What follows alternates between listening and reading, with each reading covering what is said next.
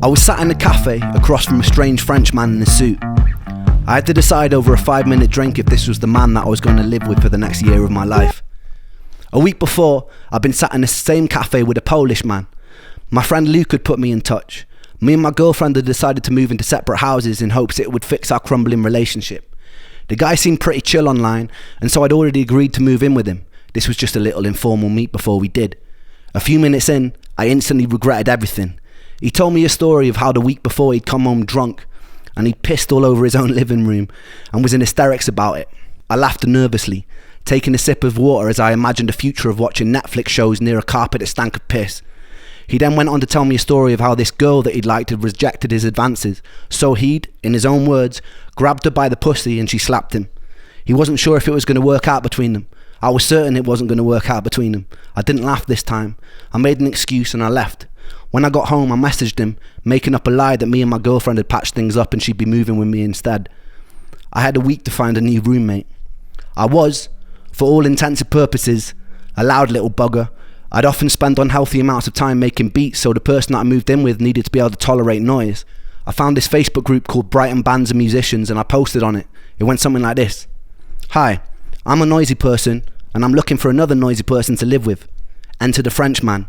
He'd moved from France in hopes of kick-starting his music career. He was working in a restaurant and busking on the streets whenever he had time. He was, for the better part of the word, eccentric, and at first I couldn't quite place him. The bar was set extremely low by the carpet-pissing sex offender though, so the Frenchman could have probably told me he was part of an extreme terrorist organisation and I'd probably said, "Great mate, when can you move in?" The house was only meant for two, but in true cheapskate style we found a third housemate called Tom, who was probably one of the funniest people I've ever met. Tom would go on hour-long rants about how Nicolas Cage is the world's best actor. I said, put the bunny back in the box. And he makes a compelling case too. That Frenchman was Romain and Tom. We'd go on to form a band called The Big Push and he'd become one of my closest friends. The second week we moved in together, it was his birthday, so me and Tom decided to gaffer tape about 50 baguettes and bunches of garlics to the walls and the ceilings to decorate. It was 2016 and political correctness hadn't come into full effect. He still didn't think it was very funny. My energy was only improving during this time, although progress was slow. The doctor had recommended I do a second transplant to speed things up. I returned to LA for the second time with my close friend Saran and went through the motions again. Eventually, I'd switched to their sister clinic in Frankfurt, where I entered one of the more unusual periods of my life. The UK has border regulations on certain medications and supplements. Some I shouldn't have been taking back with me. I remember fashioning a hidden compartment in my suitcase where I would smuggle IV bags full of various nutrients and immune modulating drugs over the border. I did this a few times. One drug, Filgrastim, was often given to AIDS or cancer patients with low neutrophil counts. On my tests, my neutrophils were always outside of range on the lower side, so the injections would theoretically raise them. The issue was I was still broke. I don't think the doctor realised how broke. I was meant to pay for private nurse to administer the drips, but I couldn't afford it. So without telling the doctor, I taught myself how to administer an IV watching YouTube tutorial videos. First, it was very messy. I messed up a lot of veins trying to get the catheter to stay in. There was a lot of blood, but eventually I got the hang of it. I'd be sitting in the living room watching One Punch Man while an IV bag dripped slowly into my veins, and day by day I got stronger and stronger. The issue was I started noticing my food intolerances getting worse. The stem cells had improved my pain, energy, clarity of thought, but it worsened my ability to tolerate food, something I later learned was caused by MCAS or mast cell activation syndrome. Some other stories also started circulating online groups of people getting far worse after the stem cell transplant. I can't say that this didn't shape me. As more time elapsed, I learned of legal cases that were opened against the clinic for malpractice. The clinic in Beverly Hills eventually shut its doors. It was hard to know how to feel about this. The doctor had been my saving grace. He'd pulled me out of a half existence, but I could see where people's frustrations were coming from. As the clinic grew in popularity, I think its resources became stretched and its communication became worse. Nonetheless, that man will always remain the third angel in my tale, and I'll always be grateful. It's hard for me to definitively recommend stem cells. I believe it's a gamble. Some got worse, but they did actually really help me. They didn't cure me, and some of my symptoms got worse, but they allowed me to be an active member of society again, and that was huge for me.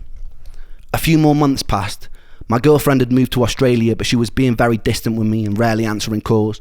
She broke up with me on Christmas Day while I was visiting my mum. I took it very badly, but it was also symbolically the end of one chapter and the start of the next. Despite our difficulties, I'm still grateful for the time we shared. There's always two sides to every story, and I don't imagine it was easy being with someone who was tormented by my health problems as I was during the time. I returned back to Brighton, and then I started living. For the first time in years, really living.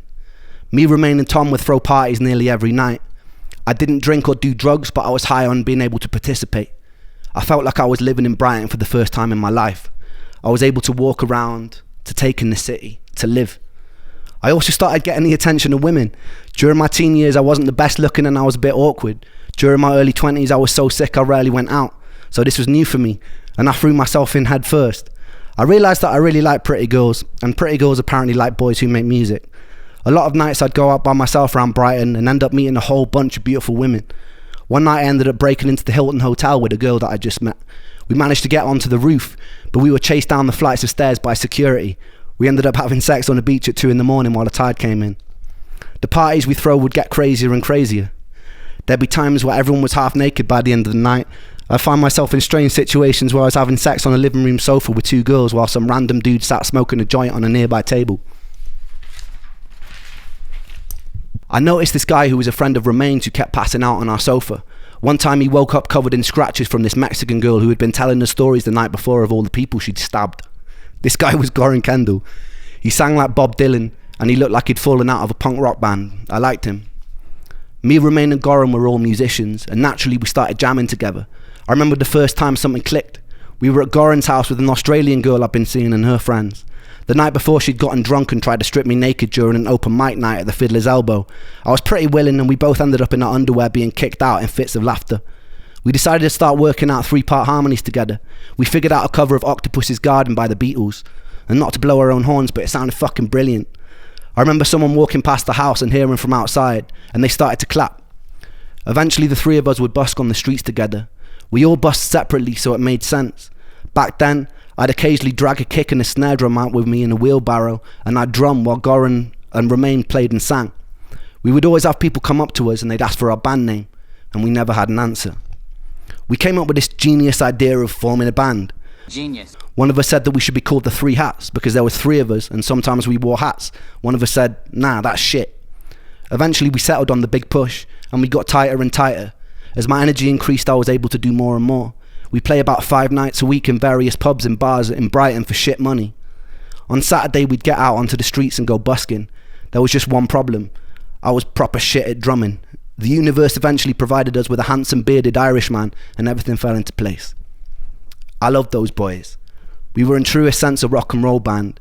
We got banned from playing at a few venues because we'd occasionally get carried away and break a bit too many things on stage. I got a lot of bills for microphone stands or charges for paint jobs where I'd sprawled the Big Push over the walls in permanent marker pen. Life was a bit like a movie.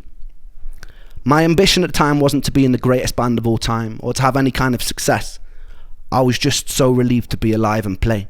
So every day felt like a victory. Despite this, I was still carrying a lot of symptoms with me. The pain in my legs never stopped. The buzzing in my feet never relented. My vision was still blurry. I'd still get days where I was so foggy that it was hard to communicate. One day after a gig with the Big Push, being overstimulated triggered a very temporary jolt back into psychosis, and I found myself lying on a table in the pub, repeating the same sentence over and over again for about 10 minutes, while surrounded by a very concerned group of onlookers. I came to, in tears, and I quickly left in embarrassment. If I didn't stick to my diet of about 5 different things, I'd be trapped in bed again, but it was okay. I was willing to hurt if it meant I could participate in life again, and I intended to live the fuck out of it. I met this beautiful Spanish girl one night after playing at a local pub, and I fell instantly in love. She had this beautiful blonde curly hair and was wearing dungarees, and I was enamoured with her from the first moment that I saw her, and she didn't make it easy, which made me like her even more. I'd write her poetry, invite her to shows and attempt to be funny. She knew me as the local slut, which didn't really make things very easy, but with time she could see that I genuinely cared about her, and I did, a lot. One time we snuck into a cinema together and I proceeded to climb onto what I thought was the stage below the screen to put on a show for her as she sat alone in the aisles cheering. What I didn't know was that stage wasn't a stage, it was a 6-foot drop. I confidently put my feet on thin air, and then I fell, smashing my face onto the corner of a railing on the way down, seeing a flash of white light and regaining consciousness with her rolling around in fits of laughter on the floor. She was intelligent, creative, unusual and beautiful. I carried a lot of trauma with me into that relationship. Relationships generally didn't feel safe for me. She was briefly diagnosed with BPD, which later turned out to be a misdiagnosis, and I had major trust issues from my last relationship, which had grown into commitment issues. It was a bit of a recipe for disaster, but we loved each other very intensely and very dysfunctionally until we couldn't. I wish I'd been able to surrender. It was a bit Sid and Nancy, very dramatic to say the least, and I won't get into it for her sake. But it was beautiful, and I loved her very much. It taught me a lot. I learned that the echoes of the past had shaped me into something that I struggled to be. I envied the people who could jump into relationships and feel safe or content. I wondered if it was because I had to watch my mum and dad fighting till their marriage crumbled when I was a kid. If it was because I'd learned as a child that I had to be independent because external love was inconsistent. I wondered if it was because I'd been too late to save Joe. I wondered if it was because I was forced to live most of my adult life in isolation. I wondered if it was to do with my past relationships. I didn't know, but I felt confused and I felt angry with myself. I knew I wanted to surrender to love, to feel truly worthy of it, but every time I tried I felt discontent and unsettled, like the security of love was something I wanted to escape. The thought of ending up in a white picket fence house with my perfect family felt like prison. After 8 long years of being tethered to a body in pain, I wanted to be liberated from any sort of attachment. Any sort of predictability of the future after a life of torturous monotony made my stomach feel like I'd swallowed cinder blocks. When I felt someone's love, I had to fight the urge to run and keep moving, but paradoxically still desperately wanted to be loved. And I loved to love. And I loved her.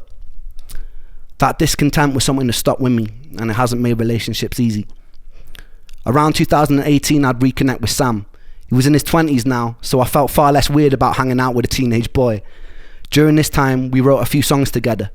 Blind Eyed, What Went Wrong, and Same Old Situation. All bangers, by the way. It was April, and we were shooting a video for What Went Wrong. We were using my friend Josh's car, and there was a scene where we needed a smashed up bonnet.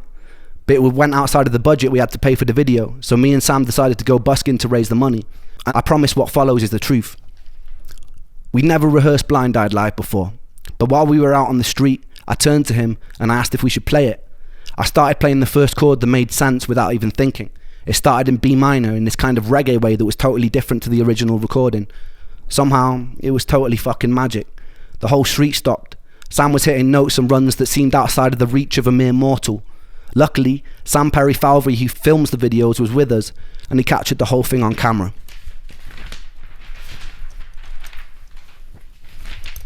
Before this moment, I kind of surrendered to the fact I probably wouldn't have a career in music again. I was doing it for me. I was doing it to celebrate being alive. The week after the video shoot, me and Sam decided to go busking again because it had felt so good. Someone filmed us covering a version of Vera Hall's Trouble So Hard. Trouble so hard.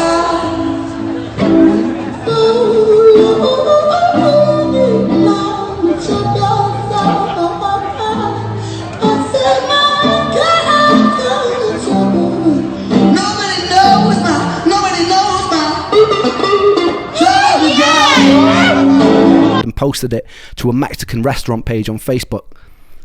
It was the first thing that I'd done since returning to the land of the living that went viral, and it went very viral. It started being shared everywhere by millions of people. 2 weeks after that, another cover of us performing was circulating the internet. That went viral too. By the time we released the busking version of Blind Eyed, the internet went crazy. My social media following started exploding. People like Elton John were talking about us on the radio. People would fly in from all over the world just to watch us perform on the street. By the end of summer 2018, we were shutting down entire high streets because of the volume of people coming to watch us perform.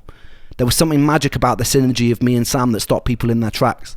We were being tagged in videos from all over the world of people listening to Blind Eyed. People were listening from war zones, from rocket launch sites, from deep in jungles. It was surreal, and it was incredibly affirming. It was a second chance, and I didn't think I'd get a second chance. The shared out with Sam was special. A lot happened after that. More love, more heartbreak, more health complications, more healing, more setbacks, more parties, more medications, sold out shows, frustrations with the music industry, betrayals, theft, friends lost to addiction. My health would take me on more journeys into foreign countries, #1 albums, awards, a pandemic, meeting idols, making money, losing money. but I'll save all that for another time. It's fitting that this story ends here. Trouble So Hard by Vera Hall has always resonated with me very deeply. She was the daughter of a slave, navigating a hostile 1940s America, something I'll never be able to relate to. The pain and simplicity of the line, "Don't nobody know my troubles but God," was one that seemed universal to all struggles. And it was a line I was always deeply connected to. If there is a God, I want to thank you for giving me the resilience to be able to sit down here and to tell my story today. I hope it's far from over, and I hope that this is just chapter 1. Thank you, everybody, for giving me the space to share my story with you.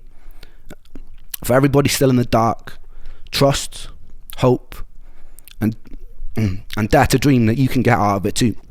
I love you all, and thank you for supporting me like you have.